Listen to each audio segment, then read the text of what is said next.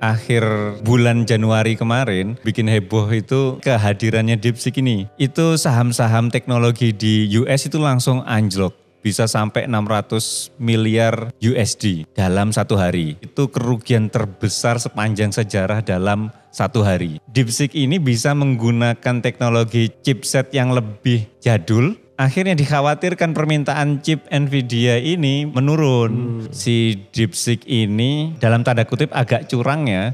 Ketika kalau kita mau cari informasi tentang Cina, kejadian-kejadian di Cina yang sensitif itu gak bakal ngeluarin beritanya. Nanti kalau kita nyarinya lewat DeepSeek. Yang dikhawatirin sama pemerintah-pemerintah ini, data kita diambil sama sana. Nah ini dikhawatirin nanti membahayakan jadi urusan negara. Gak usah ragu ngelawan dominasi pasar. Si ChatGPT kan udah mendominasi banget ya Mas ya. Dominasi banget. Dan udah pemain besar. Selama kita punya karakteristik unggulan dari produk kita, terutama misalnya efisiensi, karena UMKM kan biasanya kita nggak ada birokrasi ya. Owner ya langsung ngambil keputusan cepat, jadi bisa lebih adaptif. Itu selama kita punya karakteristik unggulan, juga nggak usah khawatir untuk melawan dominasi pasar.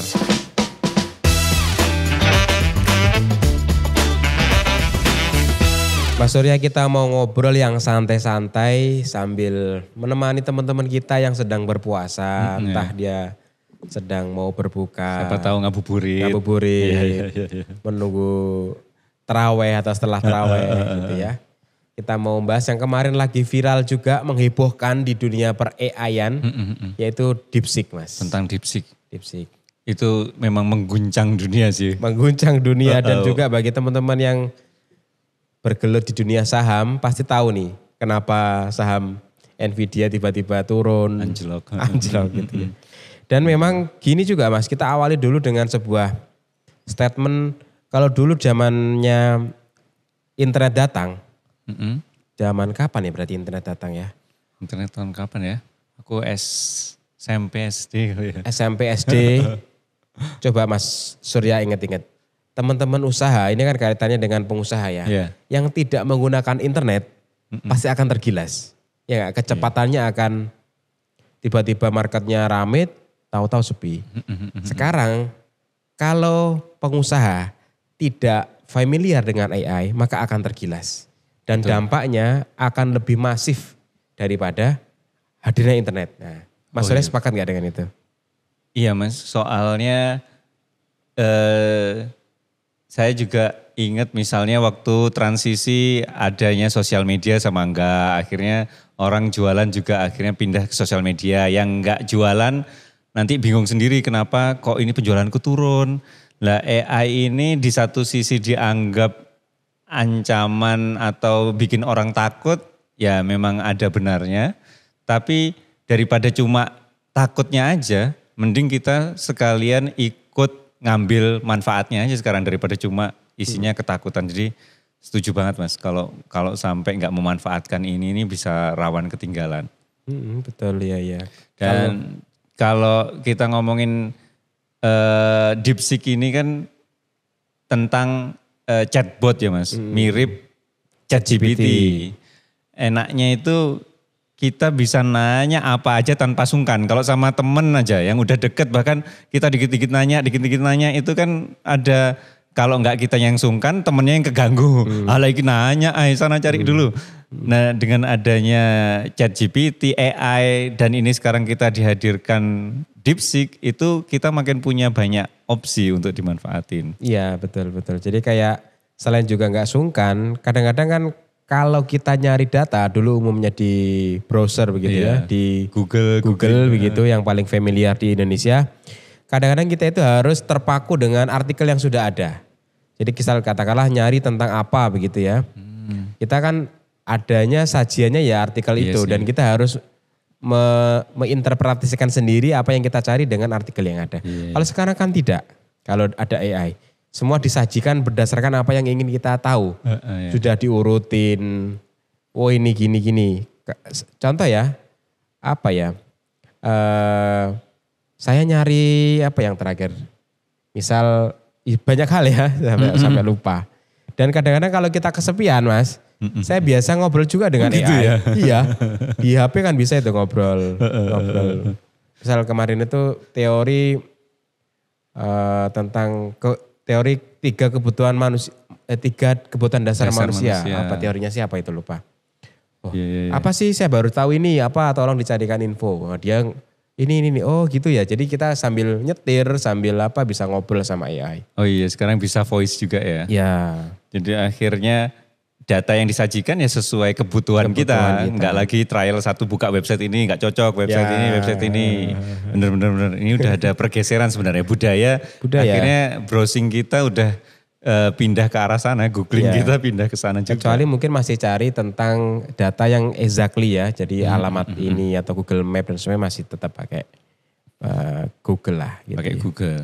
Nah yang menarik tadi itu Mas, kita kan ngobrol tentang saham Mas Agung tadi. Oh iya.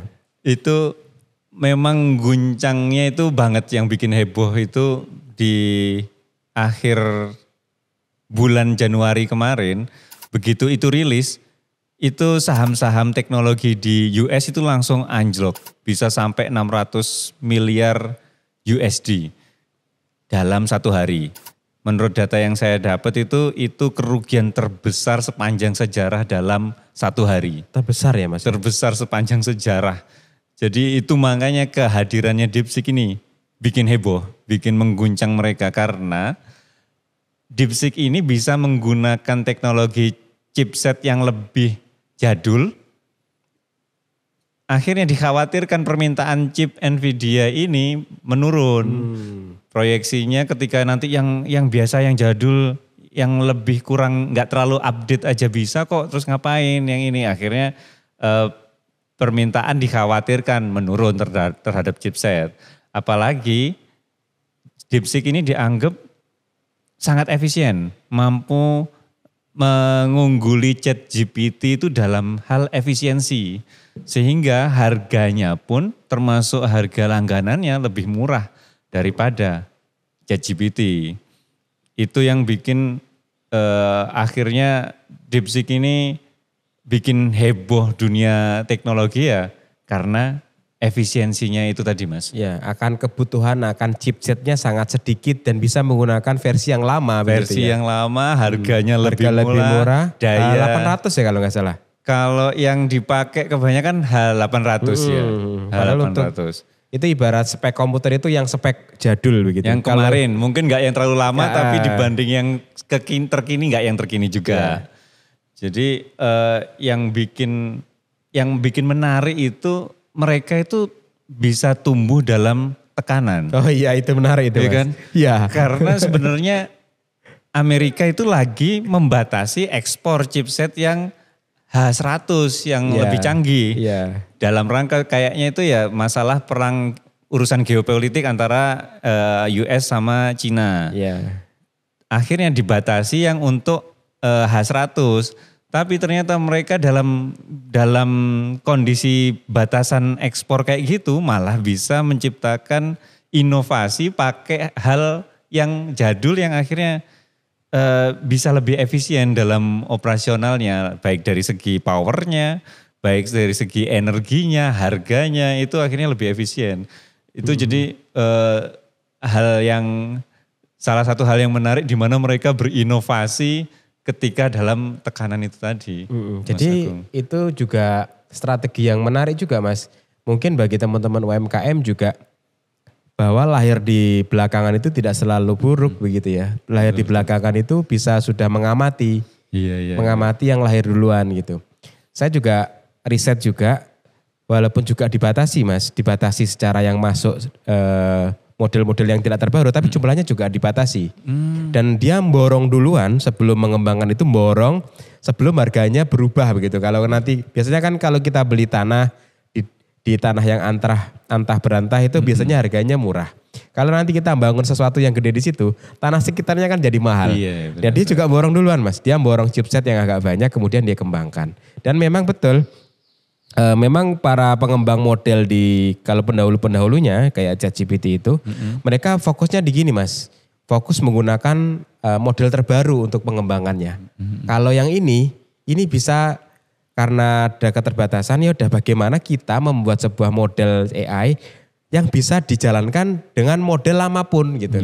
Jadi sudah metode berpikirnya sudah berbeda gitu Mas. Dari yang ada dulu lah, yang ada ini apa. Dan yang gak kalah menurut saya pelajarannya itu lainnya adalah awalnya itu dari proyek eksperimen pribadi. Dia itu kenapa mau borong karena penasaran pengen nyoba bikin sendiri. Jadi awalnya berawal dari minatnya dia sendiri dulu. Eksperimen pribadinya, terus kayak kata yang Mas Agung sampaikan tadi bahwa belajarnya itu language modelnya itu belajar dari ChatGPT, Meta, akhirnya biaya risetnya dengan cara amati, tiru, terus dimodifikasi, mereka jadi risetnya nggak terlalu besar biaya risetnya itu. Jadi selain berangkatnya dari motivasi internal di mana aku penasaran lah, masa nggak bisa bikin AI sendiri, dari eksperimen pribadi itu ternyata bisa bikin gebrakan yang seperti ini. Nah, yang bikin efisien lainnya itu adalah yang menarik, yang beda dengan ChatGPT itu adalah open source-nya Mas. Iya betul. Ya kan? Mereka ngerjainnya itu melibatkan banyak developer karena dibuka sumber kode utamanya itu dibuka, boleh sama siapa aja ikut mengembangkan. Akhirnya pengembangnya itu ada sampai 150.000 pengembang ikutan terlibat di situ. Menurut saya ini menarik atau relevansinya dengan kita sebagai pebisnis, itu adalah pentingnya membangun komunitas Mas. Karena ChatGPT ini pengennya eksklusif. Mereka enggak. Dulu pernah OpenAI tapi mereka dari OpenAI jadi close AI. Nah, iya itu agak sih memang paradoksnya gitu. Namanya OpenAI, tapi close AI. Close. Jadi dia malah eksklusif, gak boleh pengembang lain ikutan. Akhirnya biayanya mahal. Betul. Nah ini sekarang OpenAI pun atau dari ChatGPT itu tertarik untuk jadi beneran open. Jadi karena ChatGPT ternyata bisa ya open source menghemat biaya. Ini jadi salah satu pertimbangannya ChatGPT untuk ikutan open source. Nah itu menurut saya nggak kalah pentingnya adalah terkait komunitas tadi ya Mas? Komunitas, pentingnya komunitas itu akhirnya kita juga bisa saling bertukar, salah satunya nanti bisa ngingetin, bisa saling ngajarin, sehingga berdampak juga pada efisiensi juga. Jadi itu juga yang saya ambil ketika baca, wah ini pentingnya komunitas memang dalam berbisnis. Entah kita mau join untuk dapat ilmunya atau sebagai pebisnis punya komunitasnya juga. Dan saling menguntungkan ya Mas. Jadi kayak pengembang itu bisa menggunakan model AI basicnya dari OpenAI, dari DeepSeek itu sendiri. Dia bisa dikembangkan untuk keperluan dia sendiri. Betul. Jadi untuk keperluan dia bikin AI chatbot untuk apa gitu bisa. Bisa. Nah open source itu ibaratnya itu analoginya kayak seorang chef yang mau bagiin menunya, betul. Resepnya, terutama resepnya ya. Resepnya coding itu, begitu ya? Iya codingnya, resepnya itu dibagi-bagiin. Boleh ini silahkan. Kenapa dia nggak takut? Salah satunya untuk bikin yang serupa itu tetap untuk bisa masak dengan gaya chef itu kan pasti tetap perlu skill. Cuma memang punya beberapa kelemahan juga sih open source itu. Salah satunya nggak ada standarisasi. Misalnya meskipun sama-sama resepnya sama persis kan bisa jadi rasanya beda karena yang ngeracik beda. Tapi kalau dari lihat kasusnya DeepSeek ini dia malah dapat positifnya, banyak positifnya. Ya, termasuk juga menghemat biaya dari segi regulasi Mas. Si DeepSeek ini dalam tanda kutip agak curangnya ketika kalau kita mau cari informasi tentang Cina, kejadian-kejadian di Cina yang sensitif itu gak bakal ngeluarin beritanya. Nanti kalau kita nyarinya lewat DeepSeek. Tapi yang dikhawatirin sama pemerintah-pemerintah ini, data kita diambil sama sana. Masalah privasi data itu termasuk tentang IP, terus history chat kita sama mereka. Nah ini dikhawatirin nanti membahayakan jadi urusan negara. Kayak South Korea punya ngajuin ini saya pengennya kamu ngikuti aturan kami terkait data privasi. Tapi DeepSeek-nya nggak mau. Cuma di satu sisi si DeepSeek ini sama pemerintah Cina didukung banget Mas. Jadi memang si Liang Wenfeng ini udah kayak pahlawan di sana. Wih, jadi disanjung-sanjung ya. Disanjung-sanjung sampai dibilang kayak Elon Musk-nya Cina. Mereka juga disupport penuh itu terkait subsidi listrik. Jadi bahkan sekarang ini bukan pertanyaannya itu si Donald Trump sampai ngomong ini sebagai wake up call-nya industri teknologi US. Karena ini bukan tentang, sekarang pertanyaannya gimana membendung inovasi Cina yang udah masif. Jadi menurut saya dari sini itu bisa juga diambil adalah nggak usah ragu ngelawan dominasi pasar. Si ChatGPT kan udah mendominasi banget ya Mas ya. Dominasi banget dan udah pemain besar. Selama kita punya karakteristik unggulan dari produk kita, terutama misalnya efisiensi, karena UMKM kan biasanya kita nggak ada birokrasi ya, owner ya langsung ngambil keputusan cepat, jadi bisa lebih adaptif.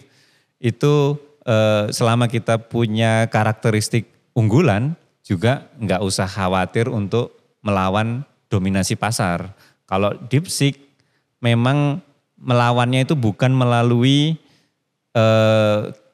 performa, kinerjanya itu nggak sepowerful ChatGPT, tapi mereka paling efisien. Jadi performanya oke, nggak setinggi ChatGPT, tapi di bawahnya cuma dikit. Tapi harganya bisa lebih murah banget. Kan murah ya Mas ya, kan gratis ya Mas Yan. Masih ada versi gratisnya. Oh, ada yang versi 2 itu ya? Ada R1. R2 yang mulai bayar. Nah itu, tapi sementara ini masih banyak dengan gratis saja udah bisa. Saya pernah ada info langganannya pun $0,5 per bulan. ChatGPT $20 per bulan. 300.000 sekian. Iya gitu jauh banget. Jadi akhirnya mereka itu punya keunggulan dari segi efisiensi nih. Meskipun nggak paling powerful tapi mereka bisa paling efisien. Akhirnya dengan keunggulan itu mereka berani melawan dominasi pasarnya ChatGPT dari US. Oke Mas, kita masuk ke korelasi karena juga penonton di Pecah Telur kan kebanyakan UMKM. Ya. Pelajaran dari hebohnya DeepSeek ini yang menghebohkan dunia, apa yang bisa kita pelajari? Kalau Mas Surya dari kita coba summary dari yang kita sampaikan tadi, apa aja Mas yang bisa kita satu dulu.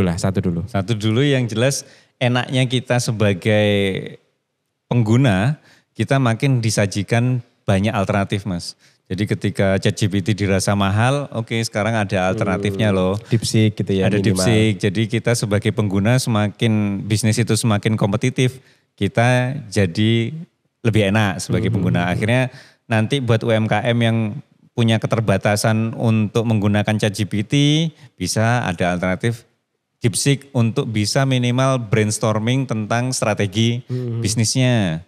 Karena itu nanti bisa memangkas waktu panjang juga. Brainstorming kan kadang-kadang kita juga ada buntunya kadang-kadang. Nah itu bisa kita minta si AI bantu kita brainstorming. Nanti tinggal kita pilih mana yang paling relevan dan memungkinkan untuk kita eksekusi. Oke, berarti dari sudut pandang pengguna ya Mas? Ya, jadi jangan sampai kayak kata Mas Agung ketinggalan. Sebenarnya juga ada juga selain misal ada juga website Mas, saya lupa websitenya apa. Nanti teman-teman penonton Pecah Telur yang ingat tulis di kolom komentar. Jadi ada website yang di situ kan ada juga yang jual versi pemakaian bareng-bareng. Tapi ini bukan pemakaian bareng-bareng. Ini ada website yang di situ itu ada bisa login cuma 50.000 Mas. Tapi di situ bisa pakai ChatGPT, bisa pakai Gemini yang versi yang bayar dan beberapa AI yang lain hanya dengan 50.000. Ini maksudnya juga yang nggak bisa mereka versi HP-nya. Jadi cuma bisa di website aja. Saya lupa namanya apa, tapi nanti kalau teman-teman ingat coba ditulis. Karena saya belum menggunakan itu. Tapi hari ini kan DeepSeek kan baru-baru dan tim saya juga, kalau di saya juga pakai ChatGPT ya. Dari ini dari tadi Mas Surya dari sudut pandang pengguna kan. Kita cuma pakai satu akun, tapi bisa kita pakai bareng-bareng. Oh gitu. Ya, cuma nanti dikasih folder-folder aja. Oh yang project. Ya, folder project. Ya. Jadi ini projectnya siapa nih? Nisa atau projectnya Agung lah. Ya. Cuma memang kan mereka sudah ada fitur memori ya kalau di ChatGPT ya. Mereka bisa ngingat. Tapi katanya mereka itu nggak bisa ngingat antar chat. Tapi realitanya bisa. Oh ternyata bisa. Ternyata bisa. Nah tapi karena kita masih satu kategori, jadi masih kecampur-campur. Campur-campur enggak apa-apa sih, karena kan kita juga kategori YouTube. Jadi pengembangan dari itu. Kecuali mungkin teman-teman nanti sudah berbeda bisnisnya. Itu sudah dibedakan. Misal ini untuk bisnis A, bisnis B. Itu menurut saya juga cukup worth it. Sangat efektif kalau bagi content creator sangat efektif. Jadi memang yang belum familiar ya sebaiknya segera belajar lah. Ya. Karena ini akan bakalan disrupsi banget. Kalau teman-teman gak belajar, waduh ketinggalan. Kalau selain dari pengguna, kalau saya juga sih Mas. Saya ulang lagi dari jangan takut datang yang kedua. Atau ketiga, keempat, atau pendatang baru jangan takut gitu ya. Iya. Karena kalau yang kita pelajari dari DeepSeek itu, dia datang di saat yang lain sudah mapan, bahkan kata Mas Surya sudah massal banget mendominasi ChatGPT. Ternyata kalau kita punya value, kita punya, malah kita bisa belajar dari pendahulu-pendahulu kita. Saya ingat juga Pecah Telur itu kan datang belakangan sebagai YouTuber ya. 2021 baru datang. Padahal era YouTuber kan mulai dari dulu. Itu menggabungkan dua kebaikan. Ini juga mungkin salah satu yang dipakai dari yang datang belakangan itu bisa melihat struggle-nya si A, struggle-nya si B, benefitnya si A, benefitnya si B, yang struggle-nya dibuang, benefitnya kita kalikan gitu jadi sesuatu. Kalau bahasanya benchmarking. Ya, jadi benchmarking dari dua entitas, kebaikannya kita ambil, kita jadikan satu entitas yang baru. Wah itu juga intinya jangan takut. Wah ini ada juga yang komen gini soalnya Mas Surya.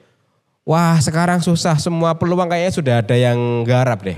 Kita mau apa lagi gitu ya. Memang dari dulu sudah ada yang garap gitu ya. Tapi ya masa gitu kita nyerah. Karena setiap peluang itu pasti nanti ada kelebihan-kelebihan dan kita bisa membuat value yang baru dari beberapa kelebihan yang ada. Jadi saya juga jadi ingat sebenarnya nggak usah ngejar original gitu kan, kadang-kadang orang pengen jadi pionir. Padahal semua yang di bawah matahari, saya ingat dulu kalau nggak salah waktu dengerin podcast dari luar, nggak ada hal baru di bawah matahari. Nah. Semuanya selalu inspirasi dari yang ini, inspirasi dari ini. Jadi bahkan masuk YouTube pun nggak ketinggalan ya Mas, kalau baru mau join sekarang itu. Tidak ketinggalan, akan ya. Terus berkembang. Oke. Dan yang paling menurut saya berdampak itu memang masalah komunitas Mas. Oke. Saya juga kebantu jadi tahu tentang belajar dari senior peternakan, pebisnis, itu juga dari komunitas. Seperti yang Pecah Telur kan juga sekarang sudah ada komunitas pebisnisnya. Ya, membership. Membership itu berarti tinggal gabung ke membership pasti otomatis masuk komunitas grup itu Mas? Betul. Jadi sebenarnya komunitas itu saya sadarin juga akhir-akhir ini. Sebenarnya saya terinspirasi dari Mas Surya itu ya. Gitu. saya terinspirasi DeepSeek. Mas Surya sering bilang, kan Mas Surya kan yang dilihat yang tontonannya YouTuber luar negeri kan. Mas, ayo bangun komunitas Mas. Karena banyak loh sekarang sebuah statement the death of follower gitu ya. Follower akan meninggal kayak orang ya. Follower akan mati dan akan tergantikan komunitas. Ternyata setelah saya menelusuri lebih dalam, riset dan sebagainya, memang beberapa pengusaha yang eksisnya lama, mereka yang bisa bangun komunitas. Nah dan kayaknya kita sangat bisa membangun komunitas gitu ya. Kita mulai akhirnya belajar dari yang dulu. Kalau komunitas ternyata harus nongol Mas. Kalau nggak nongol kredibilitasnya ya. Susah, nggak ada brand. Intinya harus ada ketokohan. Ya. Orang gabung mau komunitas kan harus mau ada siapa yang mau dia di dalamnya. Nah akhirnya dari ini juga latihan menongol di depan bareng Mas Surya. Dan juga yang Mas Surya katakan tadi, ketika orang join membership otomatis akan join grup sesuai level ya. Kita ada 6 level, yang baru ready ada 3 level. yang 6 belum. Dan ada itu memulai bisnis. komunitasnya per level atau nanti jadi satu, Mas? Sementara per level, Mas. Oh gitu. Jadi biar mereka ngobrolnya itu relate. Nyambung ya. Kamu sampai mana? Kamu sampai mana gitu ya. Oke, menarik sih. Sempat bingung sih, Mas. Kita bedain mereka per apa? Apakah per bidang bisnis atau per level bisnis? Nah, saya waktu itu kepikiran mau gabungin per bidang bisnis tapi mereka nggak nyambung juga. Misal sama-sama kuliner. Yang satu masih memulai kuliner, yang satu sudah pengembangan, yang satu sudah sistemasi itu udah berbeda cara ngomongnya. Akhirnya ya udah kita bedain levelnya starting bisnis. Yang kedua levelnya tentang blueprint bisnis. Blueprint ini buat pola bisnis. Yang ketiga ini brand dan marketing. Nanti dan lain sebagainya. Jadi sesuai level yang mereka alami begitu.